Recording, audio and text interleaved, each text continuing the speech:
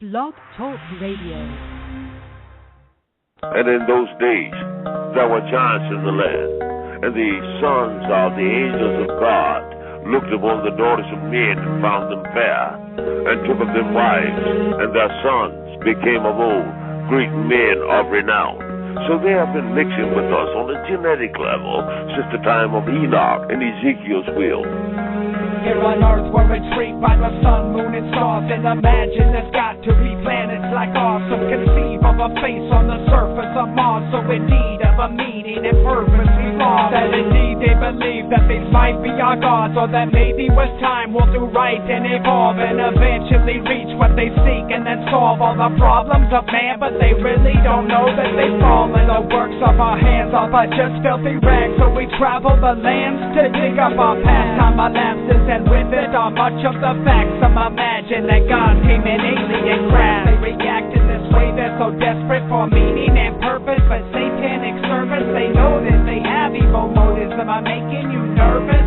I'm just scratching the surface. The lines from Ezekiel's will, when the skies unfold like scrolls and the breaking of seals. Heed the warning, the message is clear. Heed the warning, the time draws near. See the lines from Ezekiel's wheel, when the skies unfold like scrolls and the breaking of seals. Heed the warning, the message is clear. Heed the warning, the time draws near. In the blink of an eye, all believers will be raptured. Anyone left receives a mark or they're captured. This leader will arise, claim his origins are alien, possessed by Satan on the side of the Nephilim. Profess those who left held us back from evolving, and now that they're gone, we'll solve all of Earth's problems. The worship of any one God will be halted, evolving to gods and ourselves be exalted. They'll play on these lines, and in time they'll devise and arrive at a plan that will help hypnotize all the ones left behind, the spiritually blind. He's stolen their souls, now he's stealing their minds. It's already started, we're seeing the signs. Just study the word, prophecies all aligned. Now chop off the heads of all those who fight at one earth, one world. Aren't you excited? The signs from Ezekiel's wheel, when the skies unfold like scrolls and the breaking of seals. Heed the warning, the message is clear. Heed the warning, the time draws near. See the signs from Ezekiel's wheel, when the skies unfold like scrolls and the breaking of seals. Heed the warning, the message is clear. Heed the warning, the time draws near. Where will you be in the year 2012? Are they casting a spell they're not ready to tell? It's time to reveal what they tried to keep veiled. Pure evil they hail and they sell it so well. He fell from the heavenly realms where he dwelled, a once beautiful angel that tried to rebel. Expelled from the light into darkness and hell, now a serpent and snake with reptilian scale. He wears a disguise with angelic wings and mimics the truth with a lie so obscene. He always repeats the same thing he told Eve, that you'll be supreme, a king or a queen, that you can evolve to an enlightened being, a god of your own that can do anything. He feeds on our souls with this fraudulent scheme in so many ways, but it's all just the same. See the signs from Ezekiel's wheel, when the skies unfold like scrolls and the breaking of seals. Heed the warning, the message is clear. Heed the warning, the time draws near. See the signs from Ezekiel's wheel, when the skies unfold like scrolls and the breaking of seals. Heed the warning, the message is clear. Heed the warning, the time draws near. Why hide yourself with, creating UFO crafts and things like that? Why that deception if that's indeed what's going on? The creatures figured out that there was one way that they could frighten mankind, and that is to present themselves as technologically superior beings, some physical UFOs. Why would they want to abduct human beings? UFO abduction might not be caused by physical occupants, but from creatures living in perhaps what we would call another dimension. Posing as occupants. Yes, the same type of interfering, harassing, paraphysical creature in every culture worldwide. As little as long ago, or as far away as forever, this is where we meet to celebrate what never was as it comes to pass. Hello, friends. Thanks for joining me this Sabbath. It's December 7th, 2013, and we're quickly moving into what will be another year. 2014 is just on the horizon, and it seems like, for me anyways, this year has gone by really fast.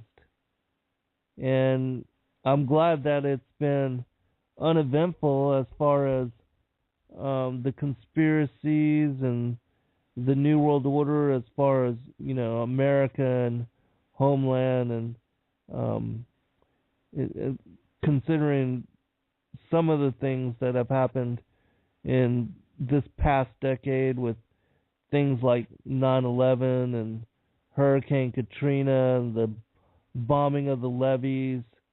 I'm really grateful for a year of peace.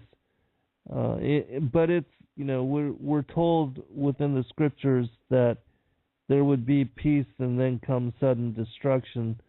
So, things could turn about at any moment in any week.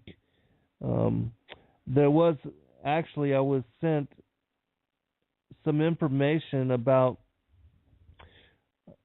some high-level meetings with this one woman who sat in on conferences between the government and people of high level of different banking institutions, and speaking about the revaluation of the American dollar after what would be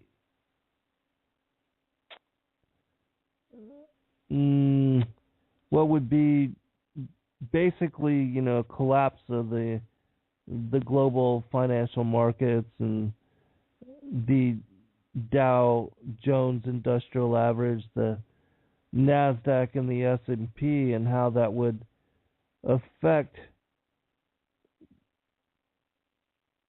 the current currency, and even though it's been devalued greatly up until this point, the markets are at an all-time high, and it's, if you look at what was the first crash during that led up until the Great Depression, the timeline and also the way that the averages, the indices have moved are similar, in that there was a run up on the different averages, which back then was only the Dow Jones, but the way that the movement of the line, it was taken to climax, to a precipice, and then things quickly changed, and it led to what was the Great Depression, and a time of struggle and cataclysm for the American people, for the middle classes, and those that were overextended and over leveraged with the markets. And back then, and right before, it was a major heyday and times of celebration, the roaring 20s, when cash flow was quite abundant and everybody was making a ton of money in the market, and it didn't seem like you needed to even be concerned with what you were investing in, because everything was paying off. This was also similar to the run-up in the internet stocks, and also the follow-up with what was the technology stocks and the NASDAQ, when it was run up to 5,500 back in the late 80s and early 90s, in the later 90s, that these kind of things are orchestrated, and that's the way that they unfold what would be these next downturns.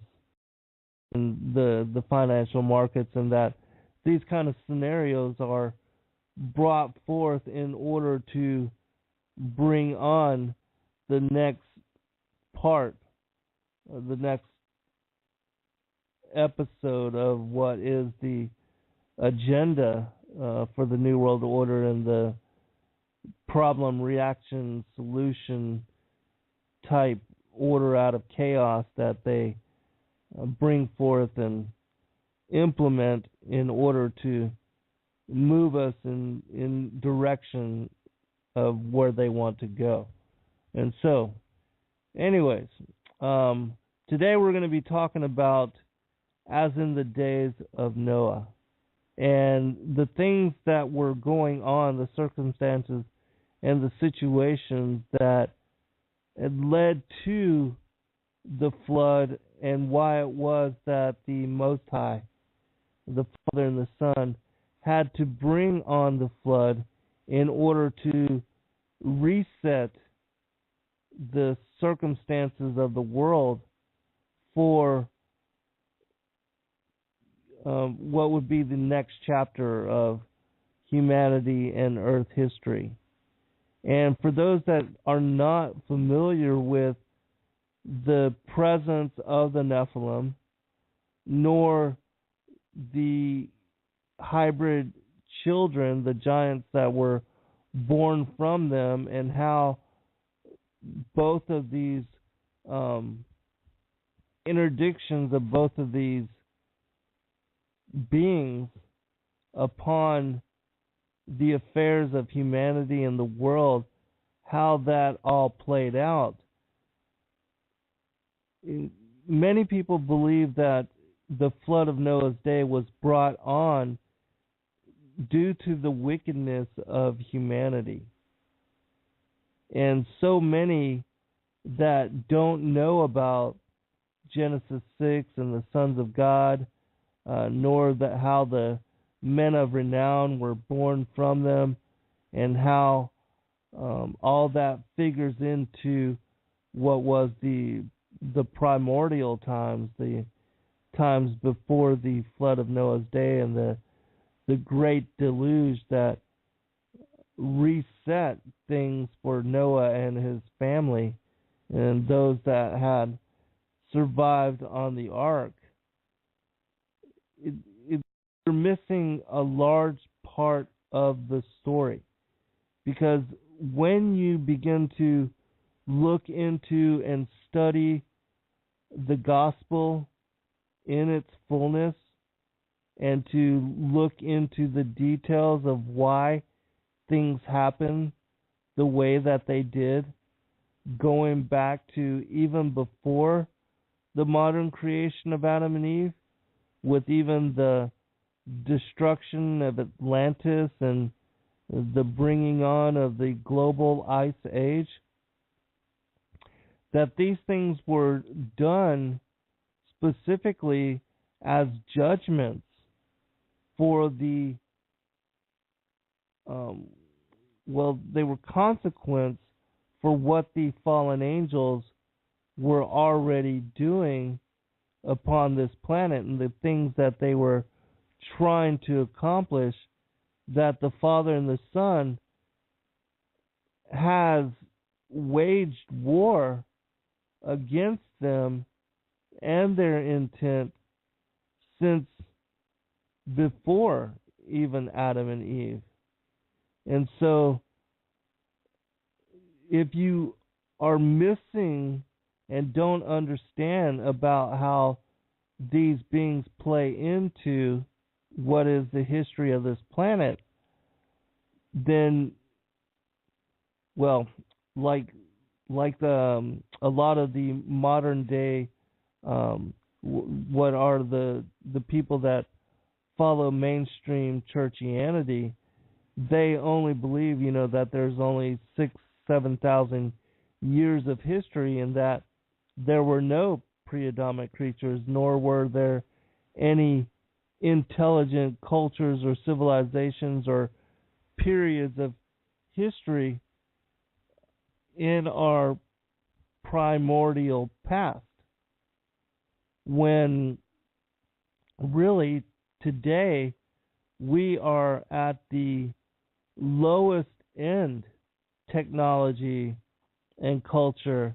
And even though it seems like for, the last 6,000-7,000 years that we're at the height of technology and civilization and the capacity to do the things that we are doing, the truth is, if you study like Hesiod in his discourse on works and days, there's a specific part of that particular dialogue where he speaks about the 5 ages of man, and that these 5 ages go from a time, the golden age, to the silver, the bronze, the brass, and the iron. And that these different ages talk about how when the fallen ones first arrived, because it does include the fallen angels in this particular timeline, it speaks about how when the fallen angels first arrived here to this planet so long ago, according to the Sumerian mythologies, some 400,000 plus years, that was really the height of accomplishment and the height of what was culture, technology, and their ability to create cities and structures, and that they had access to things that we don't even understand now. And that, and I am going to try to monitor the chat room. So if you have questions on any of the things that I'm going to be talking about, please place them there. I am going to be reading from some of these texts, but I'm going to try to more lean on just kind of, telling you what had happened so that you can understand. And I will back up some of the things with different books and different passages, and I'll tell you where you can find them for yourselves so that you can go back and study and research and look into these different things for yourself. But let's set up the whole thing of what we're going to go into with what Christ said, because this is important for us as being the fig tree generation. He said in Matthew chapter 24, and I'm going to start with verse 32, which speaks about the parable of the fig tree, and that the parable of the fig tree is alluded to in 3 of the Gospels. And it says, know ye the parable of the fig tree. And he's exclaiming how important it is to know this, because the parable of the fig tree connects and links to us as being the last generation. That generation which would be witness to the regathering of Israel as a nation and as a people, and that happened in 1948. But anyways, reading from here, it says, now learn a parable of the fig tree. When the branch is yet tender and putteth forth leaves, you know that summer is nigh. So likewise ye, when ye shall see all these things, know that it is near, even at the doors. Verily I say unto you, this generation shall not pass till all these things be fulfilled. Heaven and earth shall pass away, but my word shall not pass away. But of that day and hour knoweth no man, no, not the angels of heaven, but my Father only. But as the days of Noah were, so shall also the coming of the Son of Man be. For as in the days that were before the flood, they were eating and drinking, marrying and giving in marriage, until the day that Noah entered into the ark, and knew not until the flood came and took them all away, so shall also the coming of the Son of Man be. All right, so he's telling you that this generation, the fig tree generation, that we would be the ones that would be witness to his second coming, and that the second coming would be similar in aspect to the days of Noah. And that, as it was, they were eating and drinking, giving in marriage, everything was going about as normal, nobody expected anything, all the things of life and being were continuing as if nothing of such massive devastation and great change was on the horizon, and that most of the world did not expect anything, that those that were alive and that were living in sin and that were going about their business as as if nothing was, even though he warned them. And he had built the ark up in the mountains, and they made fun of him, and they, basically thought that he was crazy, but he tried to warn them. And he told them that the Most High had told them about a flood that was coming, and that this was going to be judgment against the fallen angels for the things that they had done, but also for the giants and the way that they were acting in just abominable manner. How they had they were cannibalizing humanity. They were drinking the blood of humanity. There were instituted in that time pagan religions and practices where the sacrifice of children, and that there was also the sacrifice of children to these idols of Moloch and Baal, and that there were also there was also the eating of flesh and the drinking of blood that was instituted into these pagan religions and to these idolatrous practices. I read a passage a couple weeks back, I believe. It was from the Wisdom of Solomon. And in that particular passage, it spoke about how the people at that time, in those days and age, that they were taking part in such things. And so it's because the fallen angels and the giants had, the fallen angels had left their first estate and had come down and lusting after the daughters of humanity, took wives of all which they chose.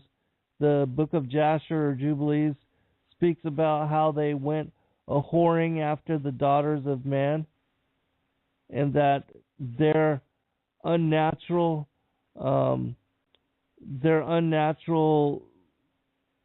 affair led to the birth of these hybrid giants from the daughters of Cain,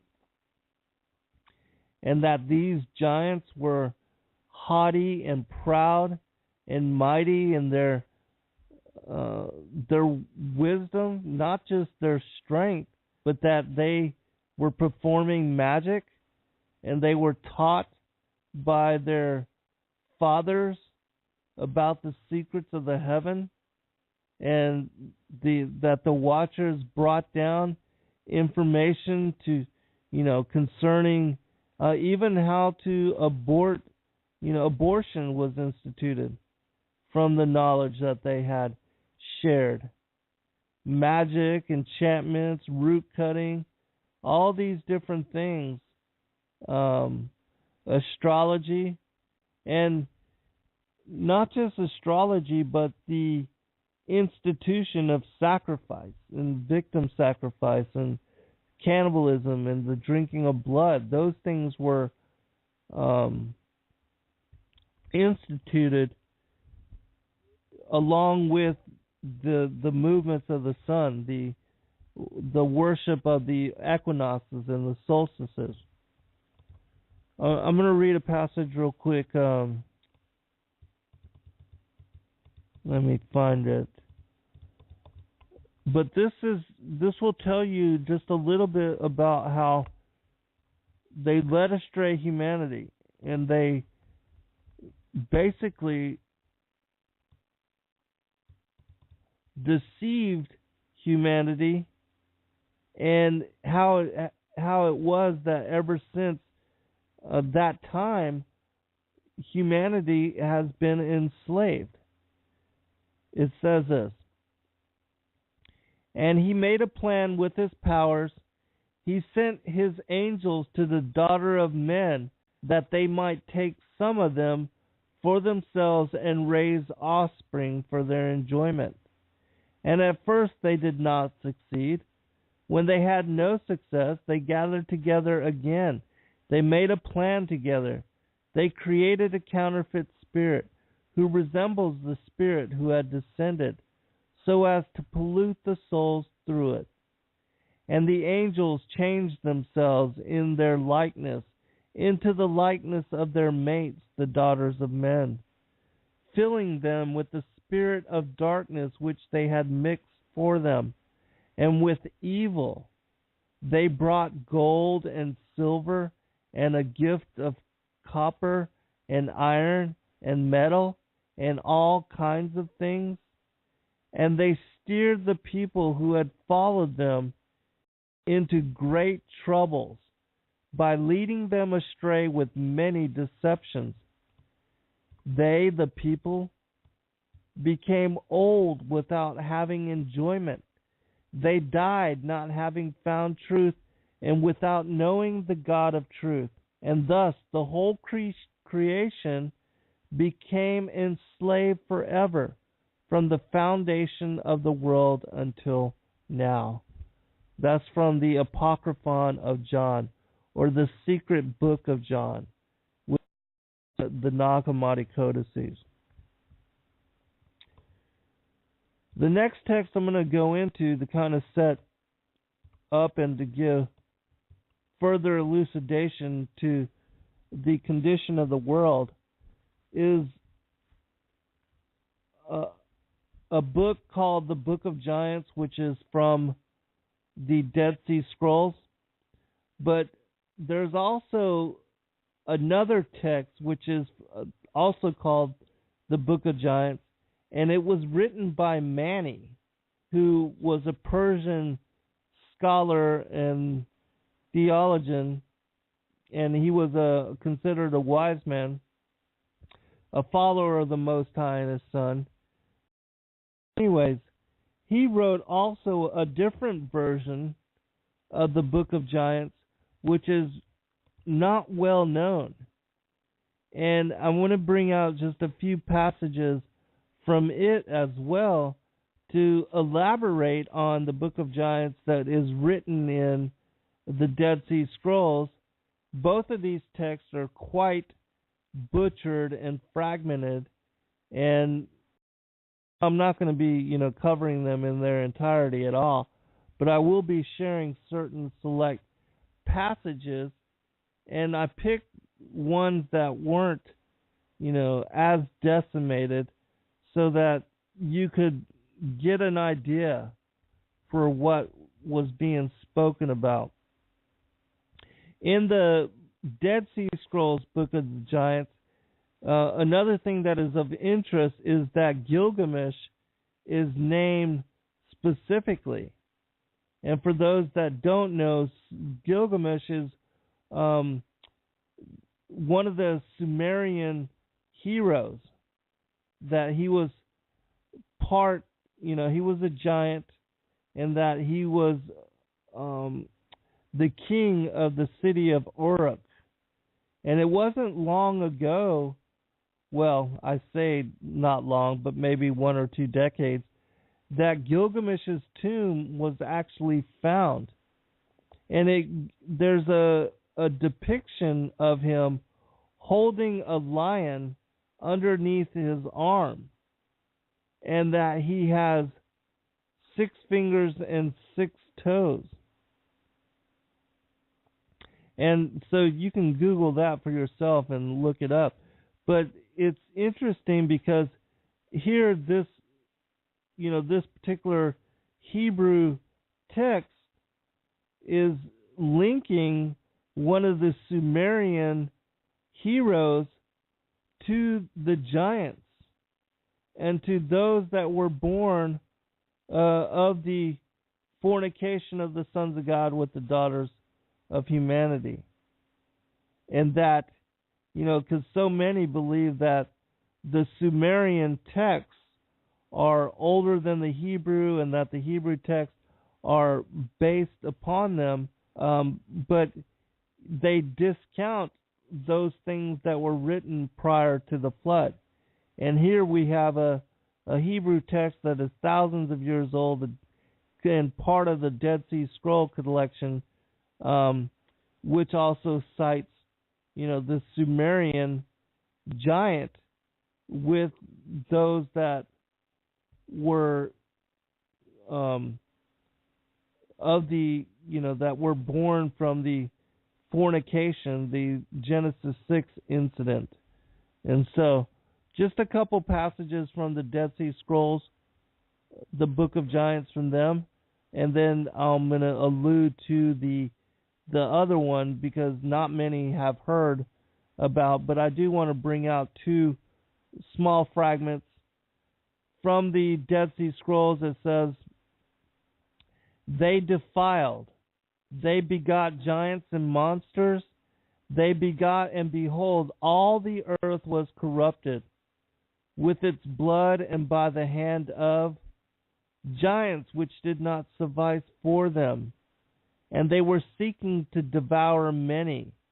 The monsters attacked it." And this is broken. It's not. It doesn't read like this. Much of, the text is fragmented, and we don't have the fullness. It would be awesome to have, the text in their completeness, but you get an idea for what it's trying to speak about. And another word that is brought out in the Dead Sea Scrolls text is this word miscegenation, which is a very interesting word. If you look up the definition for miscegenation, it says sexual relations between races, sexual relations between people of different races, especially of different skin colors, leading to the birth of children. Second, intermarriage between races, marriage or cohabitation between people of different races. And so in the passage that is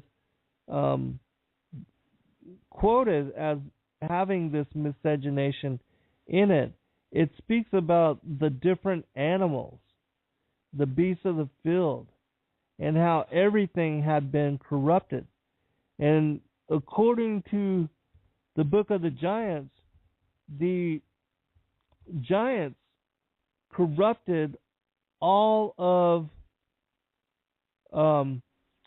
the animals and the creatures and even humanity up until Noah, that Noah was the last one to be pure in his generations, meaning that he was not corrupted by the Nephilim line. But even the plants had been corrupted, much like we see now the genetically modified foods, which are which have basically, poisoned, and there has been animal DNA inserted into and mixed with plant DNA, and everything is corrupted as far as its natural harmony and its natural order and tendencies. And that this is one of the things that Christ was speaking about when he talked about as in the days of Noah. Because this is something that was similar to the flood of Noah's day, that led up to the flood of Noah's day. Another thing about the Book of Giants is that when you read it, even if in its fragmented current state, the whole story of the Book of the Giants is that it talks about the giants and how they were the children, speaks about Mahweh and Ahweh, and these were two children that were born from Semyaza, and that Semyaza is one of the leaders of the 200 Watchers, according to the Book of Enoch, and I'll give you that particular passage as well. But anyways, Semyaza is cited as being one of the leaders of the Watchers, of the 200 that left during the time of Yared, and that came down to the earth and that took wives of all which they chose. And the Book of Giants speaks about how these giants then started to have these disturbing dreams. And they called a council of all the giants to discuss what the dreams meant. And one of the giants suggested, and Gilgamesh was, it was one of these, when the Council of Giants was convened, and they decided to ask Enoch about the interpretation of their dreams. And it was Enoch that told them that basically they had, had destroyed the natural order of the earth and its creatures and its plant-like, the plant kingdom. And so for doing such, the fallen angels also, that the fallen angels were going to be judged, and all the giants also were going to be decimated. And so that was what the whole Book of the Giants is about, is they're going to Enoch, and Enoch telling them that this was going to occur to them. So, just a couple passages from the other Book of the Giants, because not a lot of people have heard about this particular text. But I'm going to share a few passages which are interesting from it. For those that want to look it up, you can find it at, here, I'll go ahead and just post a link in the chat room. For those that want to look up what I'm talking about, this is where you can find the other Book of the Giants.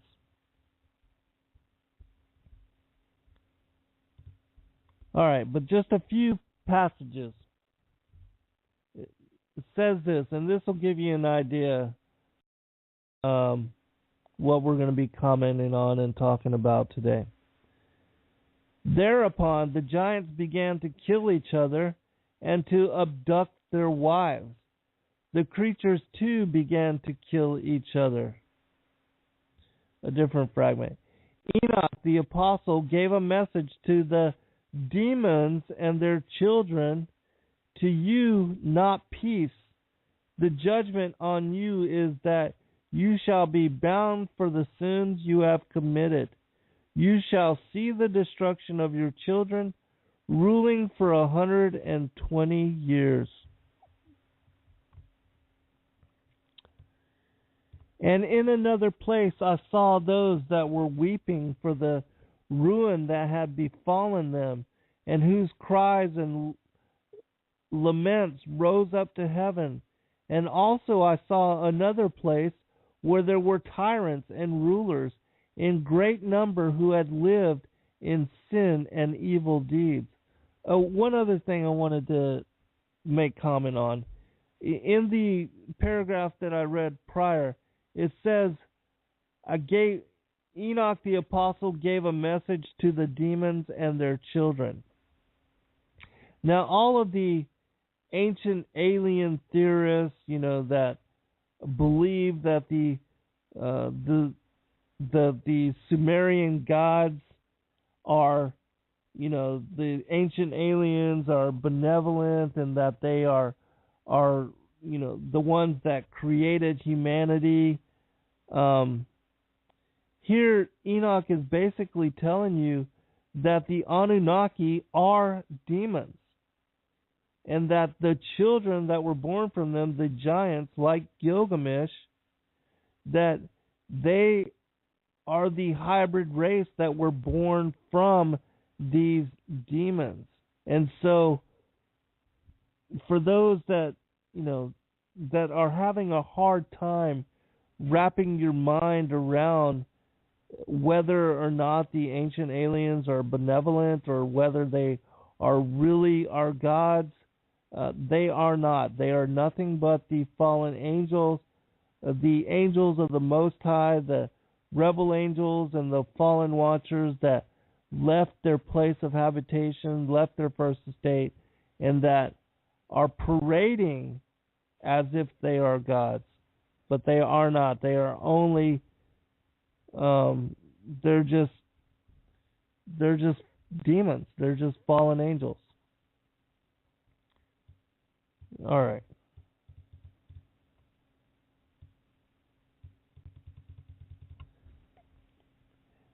They took and imprisoned all the helpers that were in heaven, and the angels themselves descended from the heaven to the earth. And when the 200 demons saw those angels, they were much afraid and worried. They assumed the shape of men and hid themselves. Thereupon the angels forcibly removed the men from the demons, laid them aside, and put watchers over them. The giants were sons, and with each other in bodily union, with each other's self, and this is fragmented, that had been born to them. They forcibly removed them from the demons, and they led one half of them eastward, and the other half westward on the skirts of 4 huge mountains, toward the foot of the Sumeru mountains, into 32 towns, which the living spirit had prepared for them in the beginning. And one calls that place Aryan Wizen. And those men are or were in the first arts and crafts. They made the angels, and to the demons they went to fight. And those 200 demons fought a hard battle with the 4 angels, until the angels used fire, naphtha, and brimstone. This particular passage gives allusion to the story that is captured in the book of Enoch, where it speaks about Raphael, Uriel, Gabriel, and maybe it was Michael. Yeah, I believe it was Michael. Those 4 angels, these archangels of the Most High, how they were told by Yahuwah and Yahushua as the Word to go down there and to bring judgment against the fallen angels for the things that they had done, for the interdiction and for the creation of the giants, and for all the sin, the introduction of war, and the evil that had been thrust upon the planet. This is what we are going to be witness to with the return, because even now the giants and the fallen angels, they are on this earth plane, and they are starting to show themselves, and that the strange esoteric events associated to their presence upon the planet are starting to occur more and more. That the UFOs and the aliens, that they are nothing but manifestations of these ancient beings, and that this is what was being experienced even back then, and that this is what we are seeing even now. There are some other passages which speak about the egregore. I'm going to read just a couple of those, and then we're going to link this to a passage in the second book of Enoch, which also speaks about the egregore. It says this: "Now attend and behold how the great King of honor, who is in the third heaven, he is ... with the wrath and a rebellion, when malice and wrath arose in his camp, namely the egregore of heaven, who in his watch district rebelled and descended to the earth. They did all deeds of malice. They revealed the arts in the world and the mysteries of heaven to men. Rebellion and ruin came about on the earth. On account of the malice and rebellion that had arisen in the watchpost of the great King of honor, namely the egregore who from the heavens had descended to the earth. On their account the four angels received their orders. They bound the egregore with eternal fetters in a prison of the dark. Their sons were destroyed upon the earth. Before the egregore rebelled and descended from heaven, a prison had been built for them in the depth of the earth beneath the mountains. Before the sons of the giants were born, who knew not righteousness and piety amongst themselves, 36 towns had been prepared and erected so that the sons of the giants should live in them, they that come to beget, who live 1,000 years. One other passage, and then I'm going to comment here. These are the names of their chiefs: Samyaza, who was their leader, Urabaramel, Akiabel, Tiamel, Ramiel, Daniel, Azakel, Sarakanel, Azazel, Armor, Batrael, Anan, all these different names. These were the prefects of the 200 angels, and the remainder were all with them. That's a passage from Enoch speaking about these, the angels, this Samyaza, and because he's the one that's mentioned specifically in the book of Giants, and that two of the giants were his sons, Mawe and Awe. Now, in chapter 18 of the second book of Enoch, it also mentions these particular giants. And I'm going to share this passage and two other passages, then I want to make comment. They're going to be really quick, but they will tie together why it was and how it was that the presence of these giants upon the earth, and also the fallen angels and the things that they did, that that was why the flood of Noah's day was brought upon the world, and that it was not because evil of humanity. That really the flood of Noah's day was to preserve humanity and to give humanity a chance to live and to survive and to make it, when if the Father and the Most High and the Son had allowed the giants to continue replicating and to cannibalizing and drinking the blood of humanity, they would have wiped out all the children of men. And that afterwards there would have only have been the chaos of the giants warring against themselves, as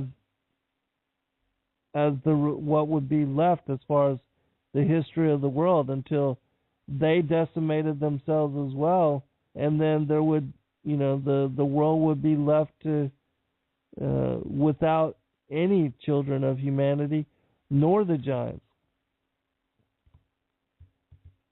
Chapter 18. For those that don't know, the second book of Enoch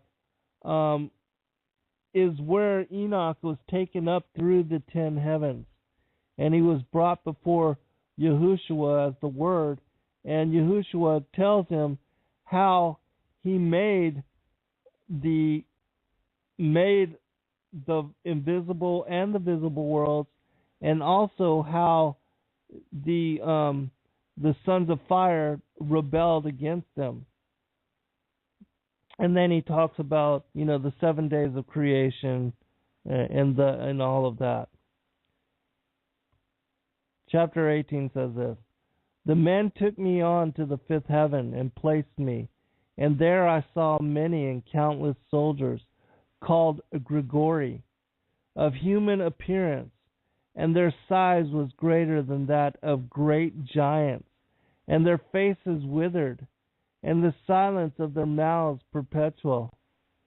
And there was no service on the fifth heaven. And I said to the men who were with me, Wherefore are these very withered, and their faces melancholy, and their mouths silent, and wherefore is there no service on this heaven? And they said to me, These are the Grigori, who with their prince Satanel rejected the Lord of light. And after them are those who are held in great darkness on the second heaven.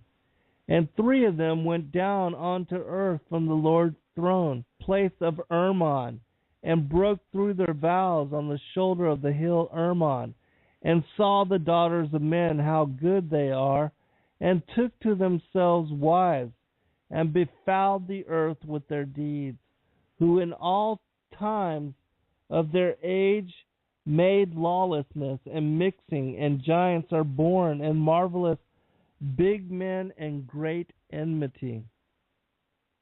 And therefore God judged them with great judgment, and they weep for their brethren, and they will be punished on the Lord's great day. And I said to the Grigori, I saw your brethren and their works and their great torment, and I prayed for them, but the Lord has condemned them to be under the earth till the existing heaven and earth shall end forever.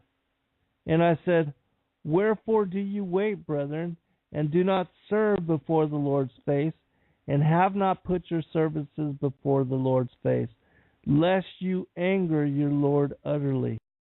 And they listened to my admonition and spoke to the 4 ranks in heaven, and lo, as I stood with these 2 men, 4 trumpets trumpeted together with great voice, and the Grigori broke out into song with one voice, and their voice went up before the Lord pitifully and affectingly.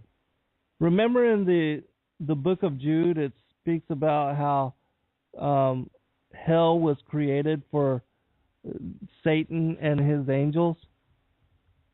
In that other book of Giants, the one by Manny, it also spoke about how hell was created for Satan and the fallen angels for the things that they had done. Let me check the chat room.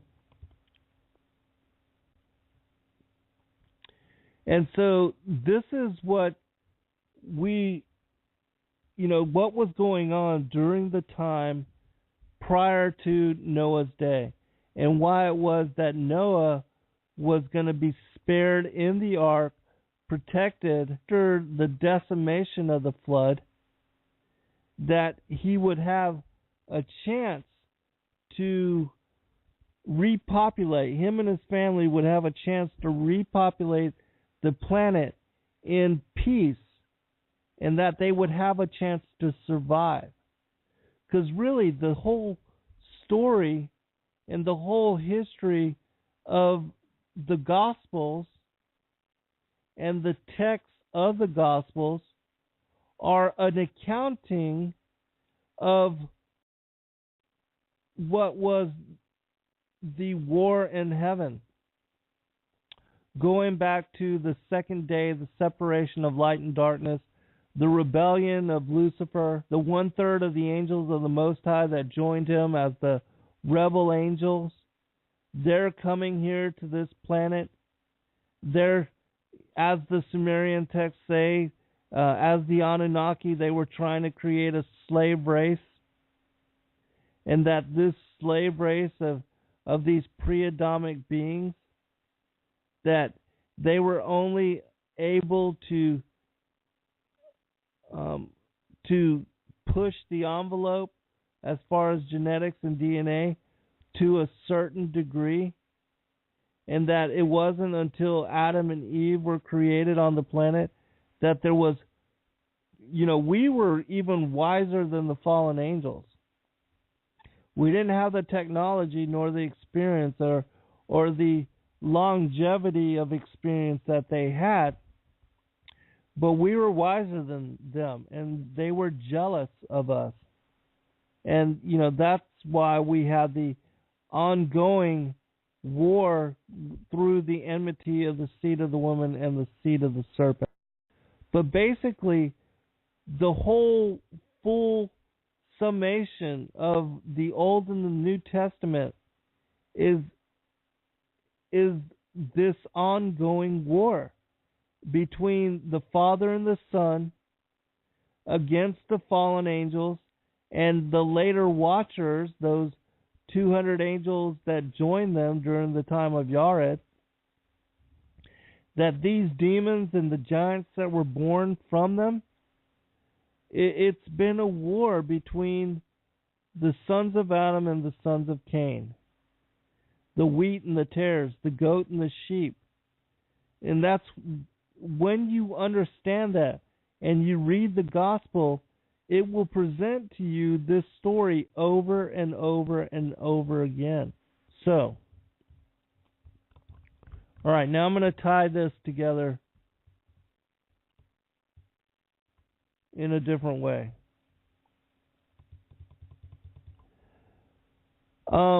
Baruch 3, which is a Slavonic text, there's a really small passage in it which ties the flood of Noah's day to the giants in a way that you don't usually find anywhere else around. It says this: "And the angel said to me, rightly you asked me, when God made the flood upon the earth, he drowned every firstling, and he destroyed 104,000 giants.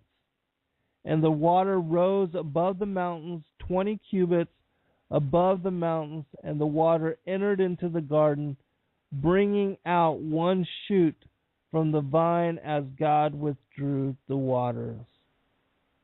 Now there's another book, Baruch 4, which is a Greek text, and it says this: "And the angel said, rightly you ask, when God caused the flood over the earth and destroyed all flesh, and 409,000 giants, and the water rose over the heights 15 cubits, the water entered paradise and killed every flower, but it removed the sprig of the vine completely and brought it outside. See, these two passages tie the giants and the decimation of the giants with the flood of Noah's day. And there have been several instances where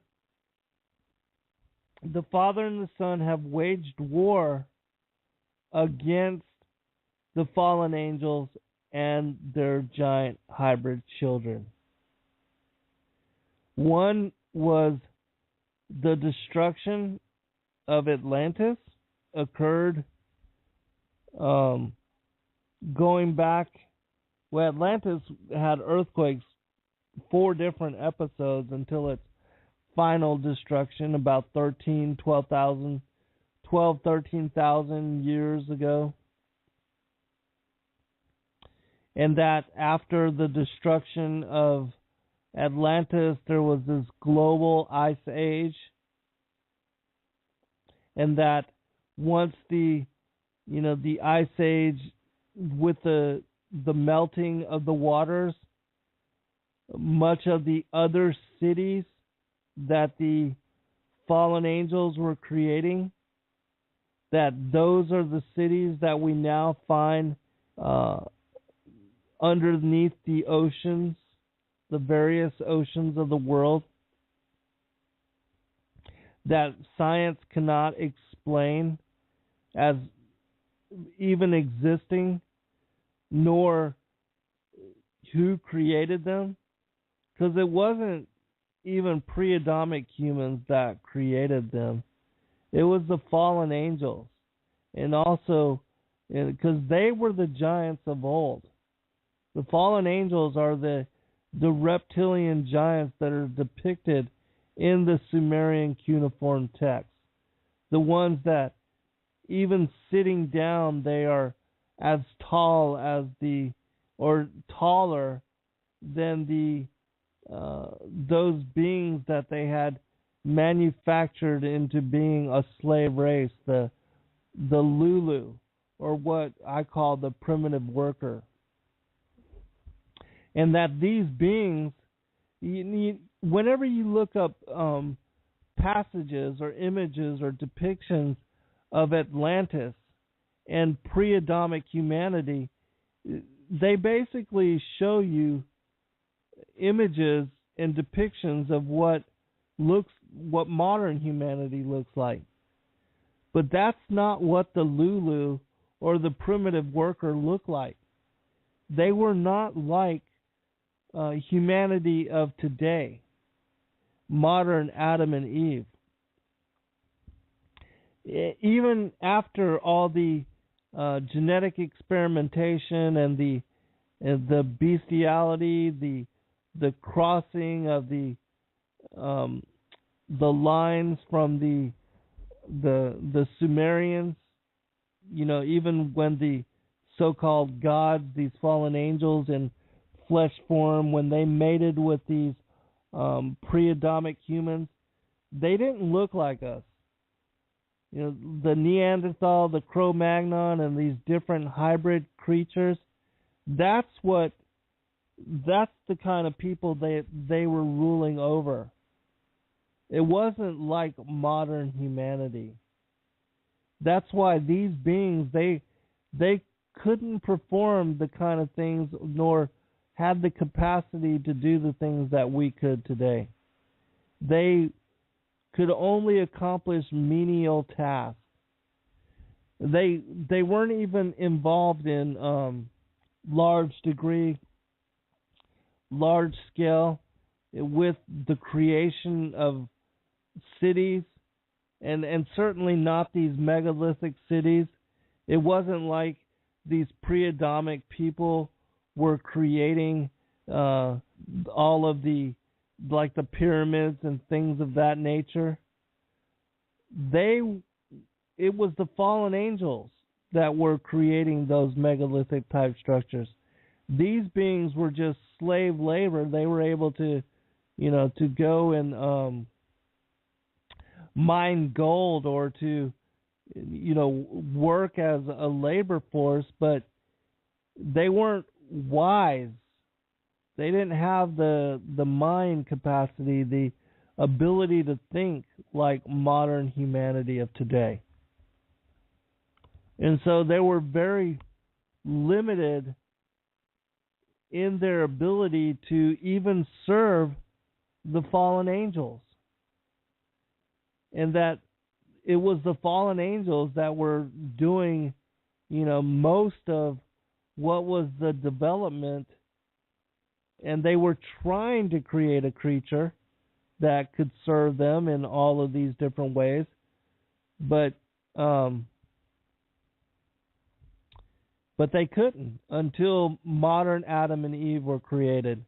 And then they started to, focus on enslaving us and in leading us astray and deceiving us to serve them. And so that's what's happened of late. But back then, it was the fallen ones that were doing most of the work. And they were the ones that built all the megalithic type structures in the cities. But anyways, even with the flood of Noah's day, that was a judgment against them. Even when Moses was led out of the bondage of Egypt, and when Joshua and when all the tribes of Israel, the people of Israel at that time, when they were led into the promised land against the sons of Anak, the sons of the Anunnaki, that's why it was that, the Most High told them to spare no man, woman, or child. And to this day and age, so many people, without understanding the wars of the Most High and the Son against the fallen angels, the rebel angels, and the fallen watchers, they don't understand, and they will cite that Yahuwah or Yahweh is a homicidal God. And how could, God demand that children be slaughtered and that nobody, be allowed to be spared? Unless you understand that these particular beings, what they were involved in, and that they performed blood sacrifices and that they demanded victim sacrifice and even the offering of children, unless you understood these things, you would not understand why they have been waging war and why they have wanted to completely decimate these beings at every turn of the way. And so for people that don't understand that, those kind of declarations may seem homicidal. I'm going to see if I can find this from the Wisdom of Solomon real quick.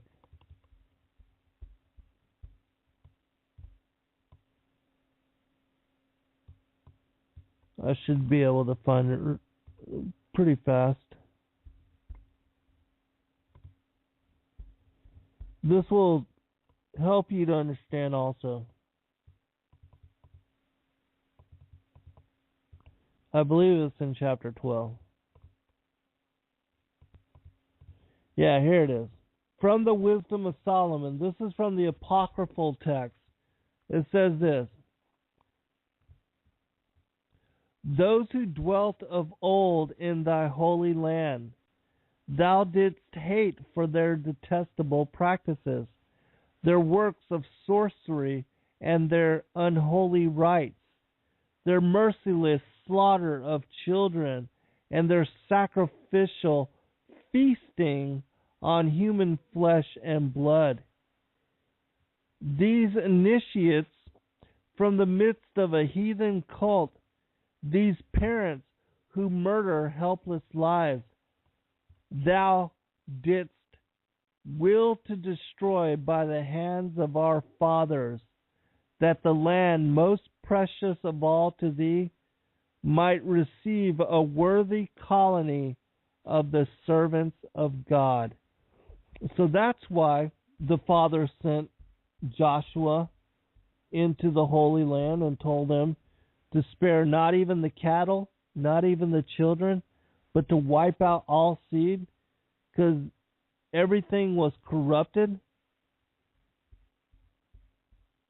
And so, unless you understand the fullness of the story, even with what we're dealing with in the world today, because we are that fig tree generation that Christ was alluding to as in the days of Noah. You know? But as the days of Noah were, so shall also the coming of the Son of Man be. For as in the days that were before the flood, they were eating and drinking, marrying and giving in marriage until the day that Noah entered into the ark, and knew not until the flood came and took them all away. So shall also the coming of the Son of Man be. That with the return of Christ, this is what we are going to be dealing with in the world. That we are going to see the return of the giants. There's a passage from the Cave of Treasures, which is a really interesting passage, because it talks about a time long ago when a bunch of the giant tribes were captured and were held prison in the interior of the earth through one of the portals, one of the northern, like the polar opening. And that they were going to be held prisoned there until the time of the end. And that in the time of the end they would be released again. And that would be part of what the locust army is talking about as being the or what Joel chapter 2 speaks about with being the release of the locust army. I want to share this one with you too, because this is something that not a lot of people know about at all. Have never heard about this particular passage unless you've studied my work. It's from the Cave of Treasures. Let me check the chat room real quick, and then we'll go into this part.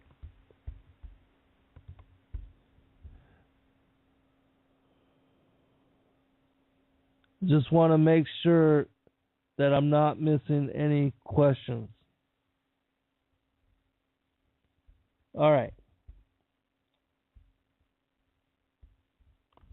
It says this. When Alexander was king and had subdued countries and cities and had arrived in the east, he saw in the confines of the east those men who are of the children of Japheth. They were more wicked and unclean than all other dwellers in the world, filthy people of hideous appearance, who ate mice and the creeping things of the earth, and snakes and scorpions. They never buried the bodies of their dead, but ate them, people ignorant of God and unacquainted with the power of reason, but who lived in this world without understanding, like ravening beasts. When Alexander saw their wickedness, he called God to his aid, and he gathered together and brought them and their wives and children, and made them go in and shut them up within the confines of the north. This is the gate of the world on the north, and there is no other entrance or exit from the confines of the world, from the east to the north. And Alexander prayed to God with tears, and God heard his prayer, and commanded those two lofty mountains, which are called the children of the north, and they drew nigh to one another, until there remained between them about 12 cubits.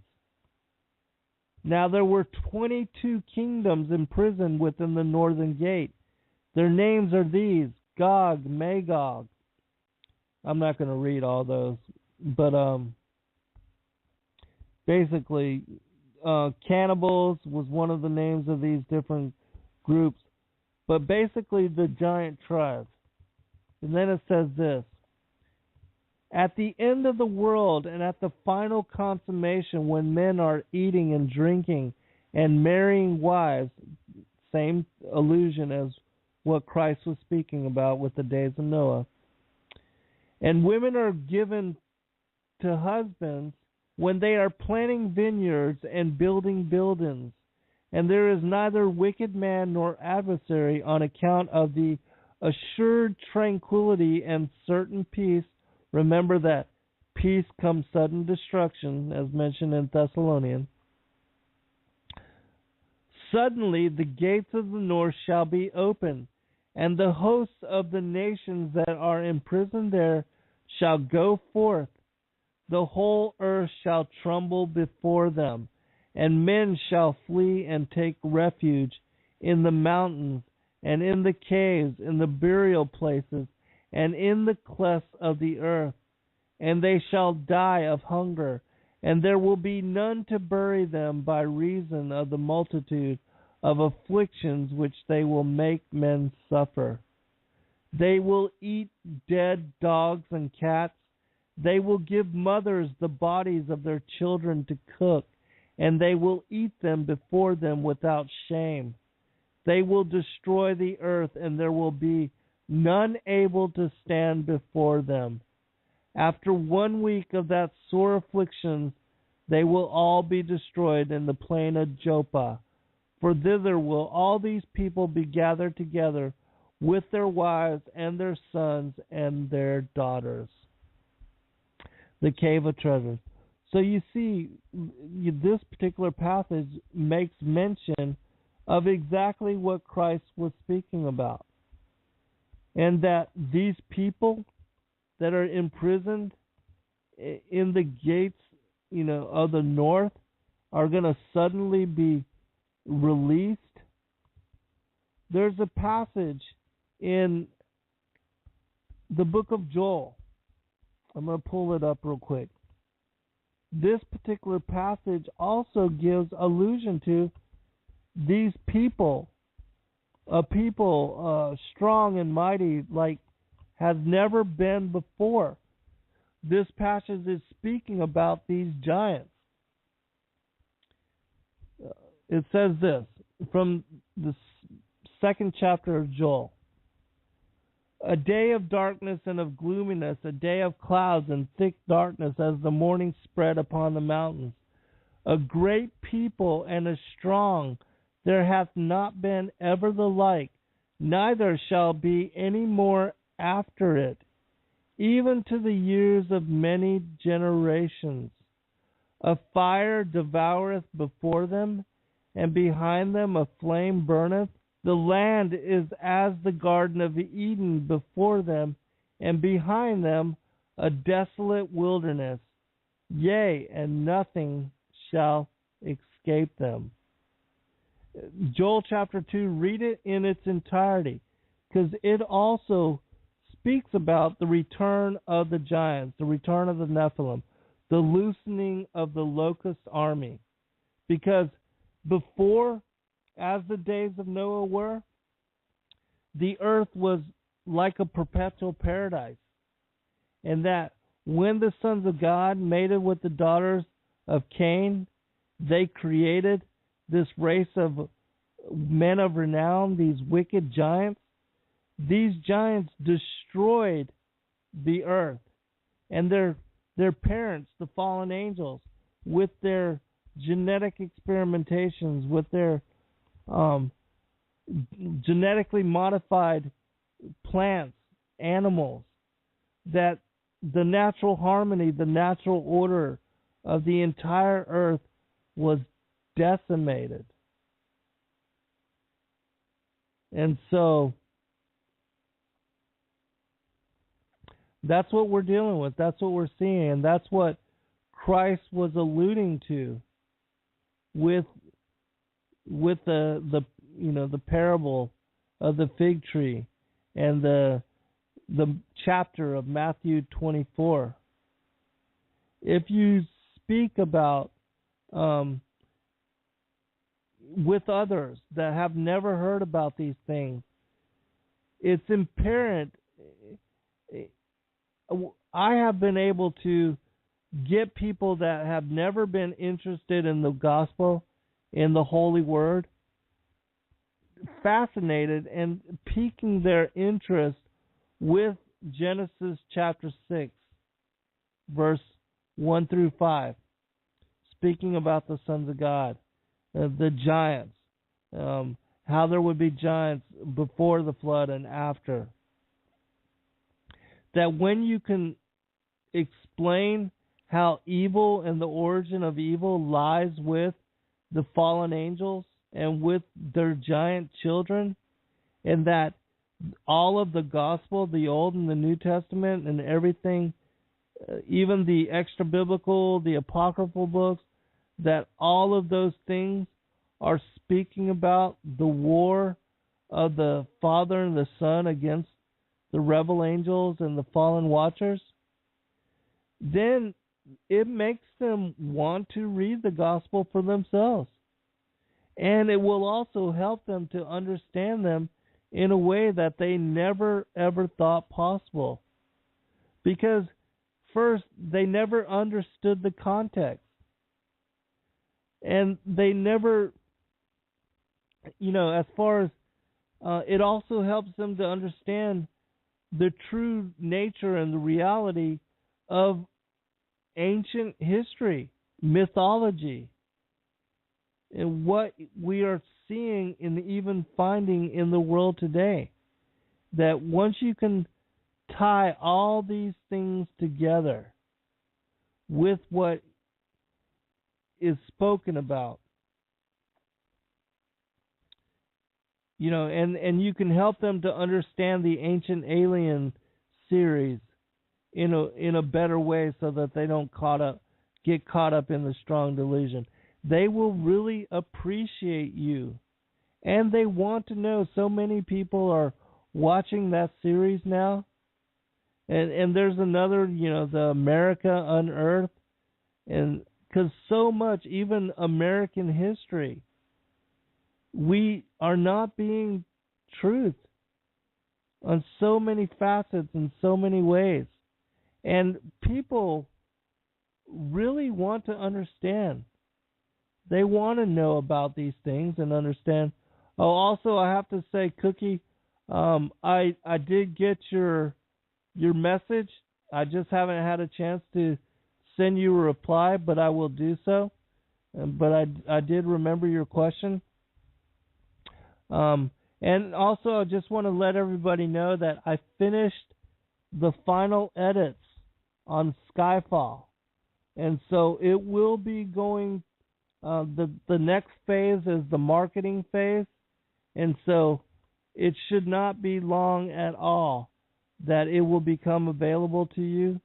And I so look forward to it, because it expounds upon sons of God, who we are, why we're here. It's going to help you to understand the larger reasons for our being here on this planet and at this time.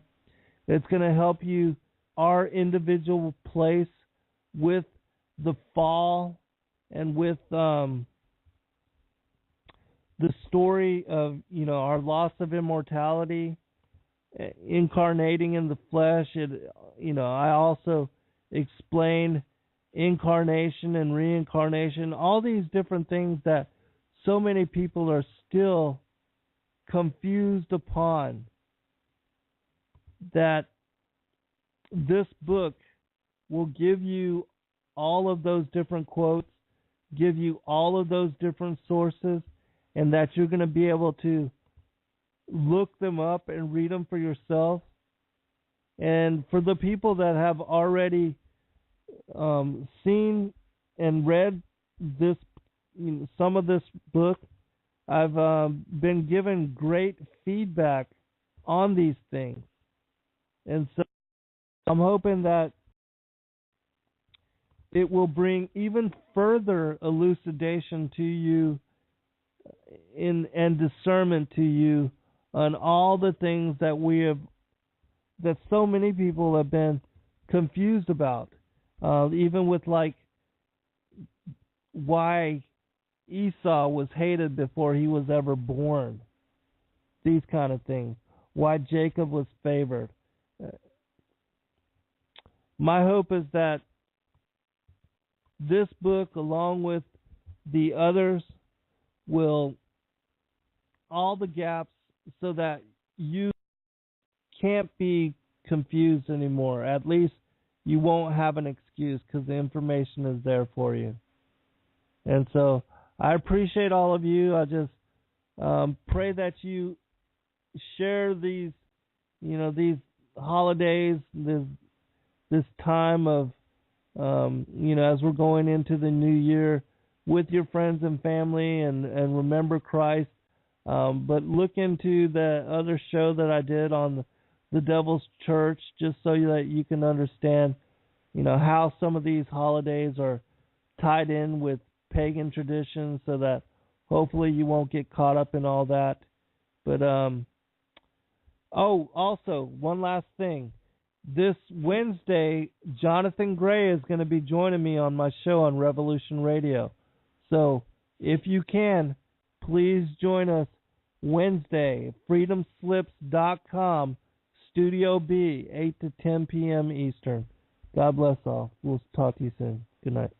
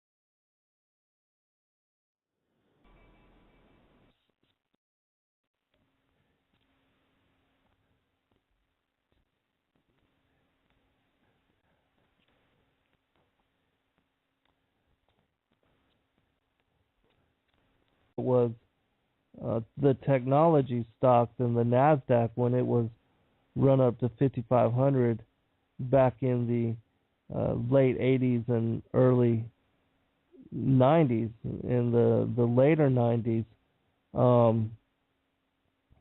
that these kind of things are orchestrated, and that's the way that they unfold what would be these next downturns in the financial markets, and that these kind of scenarios are brought forth in order to bring on the next part, the next episode of what is the agenda for the New World Order and the problem, reaction, solution type order out of chaos that they bring forth and implement in order to move us in direction of where they want to go. And so, anyways, today we're going to be talking about as in the days of Noah, and the things that were going on, the circumstances and the situations that had led to the flood, and why it was that the Most High, the Father and the Son, had to bring on the flood in order to reset the circumstances of the world for what would be the next chapter of humanity and earth history.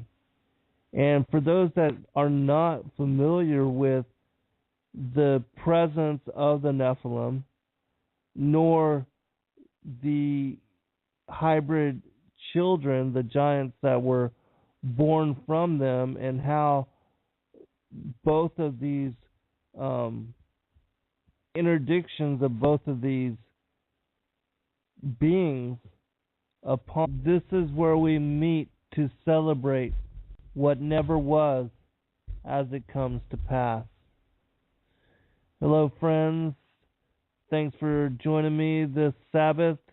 It's December 7th, 2013, and we're quickly moving into what will be another year. 2014 is just on the horizon, and it seems like, for me anyways, this year has gone by really fast. And I'm glad that it's been uneventful as far as the conspiracies and the New World Order, as far as, you know, America and homeland, and considering some of the things that have happened in this past decade with things like 9/11 and Hurricane Katrina and the bombing of the levees. I'm really grateful for a year of peace. But it's, you know, we're told within the scriptures that there would be peace and then come sudden destruction. So, you know, things could turn about at any moment in any week.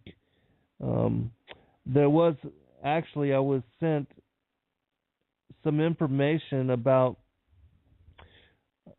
some high-level meetings with this one woman who sat in on conferences between the government and people of high level of different banking institutions, and speaking about the revaluation of the American dollar after what would be